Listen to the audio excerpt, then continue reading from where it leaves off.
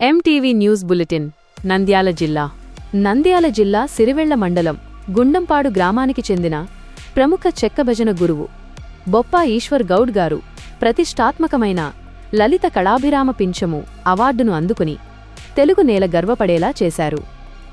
హైదరాబాద్లోని రవీంద్ర భారతి వేదికగా జరిగిన ఈ అవార్డు ప్రదానోత్సవం జానపద కళలకు దక్కిన మహోన్నత గుర్తింపుగా నిలిచింది. గ్రామాల్లో గోపాలమిత్రగా పశువులకు సేవలందిస్తూ రైతుగా మట్టిని నమ్ముకుని కష్టపడుతూ సాధారణ జీవితం గడిపే ఈశ్వర్ గౌడ్ గారు తన అసాధారణ చెక్కభజన కళాప్రతిభతో ఈ స్థాయికి చేరుకోవడం నిజంగా గర్వకారణం. దశాబ్దాలుగా అంతరించిపోతున్న జానపద కళలను సజీవంగా ఉంచుతూ ఎంతోమంది యువతకు శిక్షణ ఇస్తూ గ్రామీణ సంస్కృతిని కాపాడుతున్న ఆయన కృషి అభినందనీయం.